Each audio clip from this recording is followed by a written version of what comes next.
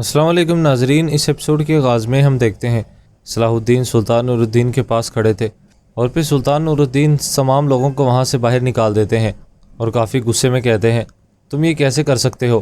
اپنا ہاتھ کسی ایسے شخص کے خلاف کیسے اٹھا سکتے ہو جو میری نمائندگی کرتے ہوئے تمہارے پاس آیا ہو؟ صلاح الدین، بھائی کے خلاف اٹھایا گیا ہاتھ اتحاد میں خلل ڈالتا ہے اور اتحاد کو متزلزل کرتا ہے۔ کیا تم یہ نہیں جانتے؟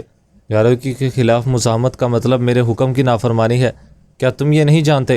صلاح الدین کہتے ہیں اگر وہ آپ کا نمائندہ ہے تو میں بھی آپ کا نائب ہوں۔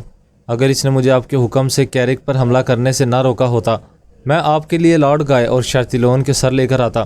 سلطان کہتے ہیں حکم میرا ہے، اگر اس حکم کی وجہ سے کوئی واقعہ پیش آیا تو اس کی ذمہ داری میری ہوگی، کوئی شرط نہیں، لیکن کوئی شرط نہیں کہ تم نے امیر یارکی کے ساتھ جو سلوک کیا اسے جائز قرار دو۔ صلاح الدین کہتا ہے میرے ساتھ کیرک پر حملہ کرنے کی بجائے میرا راستہ روکے جانا اگر آپ کو معقول لگتا ہے تو میرے پاس کہنے کو کچھ نہیں ہے میرے سلطان۔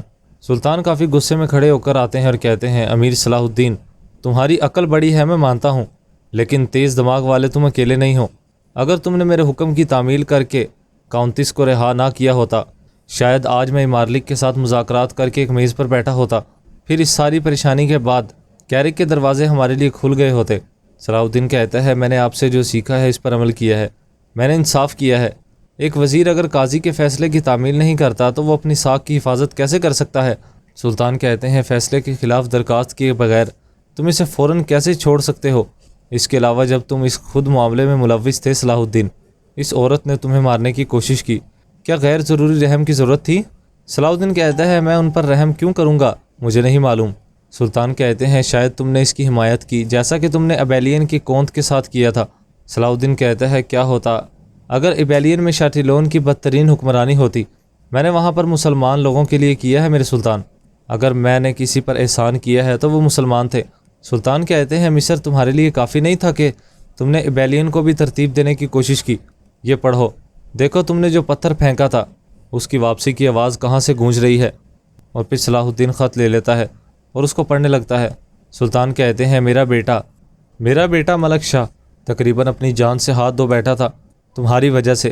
صلاح الدین کہتا ہے میں ملک صالحہ کی جان کو اپنی جان سے زیادہ اہمیت دیتا ہوں، جیسا کہ میں امت کے تمام بچوں کے ساتھ کرتا ہوں، میں ان کی سلامتی کے لیے دن رات کام کرتا ہوں۔ سلطان کہتے ہیں اس میں کوئی شک نہیں ہے صلاح الدین، وہ مسئلہ نہیں ہے، لیکن اس کارروائی کے نتیجے میں جسے تم نے بغیر مشاورت کے کیا ہے تخت کا وارث مرنے والا تھا، اگر میرے بیٹے کو نقصان پہنچتا تو کیا ہوتا؟ تب کیا ہوتا صلاح الدین، بتاؤ کیا ہوتا؟ صلاح الدین کہتا ہے میرے پاس ابیلین میں مداخلت کرتے ہوئے آپ کو اطلاع دینے کا وقت نہیں تھا میرے سلطان، اگر میں انتظار کرتا تو ابیلین شارتیلون کے پاس چلا جاتا۔ سلطان کہتے ہیں تمہارے پاس وقت نہیں تھا، تم نے یہی مناسب سمجھا، تم نے ضرورت پر عمل کیا۔ اچھا صلاح الدین، بہت خوب، کیا تم یہی کرتے رہو؟ آئیں دیکھتے ہیں کہ یہ راستہ تمہیں کہاں تک لے کر جائے گا۔ صلاح الدین کہتا ہے میرے سلطان، میں نے اس راہ پر چلنا شروع کیا ہے اس فرمان کے ساتھ جو آپ نے مجھے دیا تھا۔ میں نے جو کچھ بھی کیا ہے میں نے اس اختیار کی بنیاد پر کیا ہے جو آپ نے مجھے سونپا تھا۔ اگر آپ میری وزارت سے راضی نہیں ہیں تو جو کچھ آپ نے مجھے دیا ہے اسے واپس لینا آپ کے اختیار میں ہے۔ جس کے بعد صلاح الدین وہ خط سلطان کی جانب کرتا ہے اور پھر قدس کا منظر دکھایا جاتا ہے۔ سبیلا آگے بڑھ رہی تھی، گایا آ کر کہتا ہے جلد ہی آپ کو بھی کاؤنٹس میلا کی طرح انتخاب کرنا پڑے گا، قدس کے لوگ اپنی شہزادی کو اکیلے دیکھنے کے عادی نہیں ہیں۔ سبیلا کہتی ہے ہاں میں ایک انتخاب تو کروں گی اور وہ قدس کے ارد گرد موجود فساد پھیلانے والوں کے خلاف لڑنے کا ہوگا۔ گائے کہتے ہیں اس کے لیے آپ کو کسی ماہر کے ساتھ اتحاد کرنے کی ضرورت ہے، لیکن میں دیکھ رہا ہوں کہ آپ مجھ سے کافی ناراض ہیں۔ جس کے بعد سبیلا آگے بڑھ جاتی ہے۔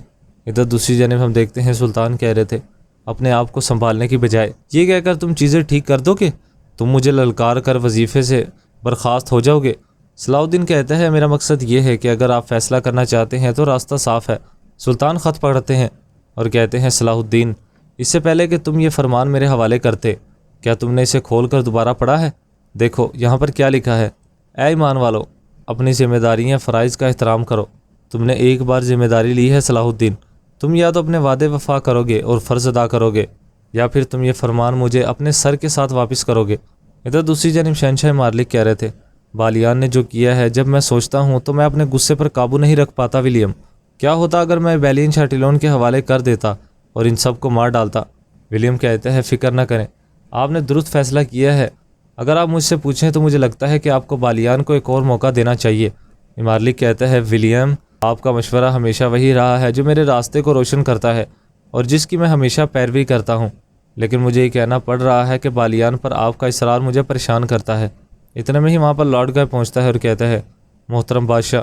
شہنشاہ کہتا ہے منجر بالیان کے بیلین سے یفا تک سامان لے جانے کی خبر لائے ہو؟ وہ نکلنے کا راستہ تلاش کر رہا ہے۔ گائے کہتا ہے کہ آپ کو لگتا ہے کہ اسے راستہ مل جائے گا؟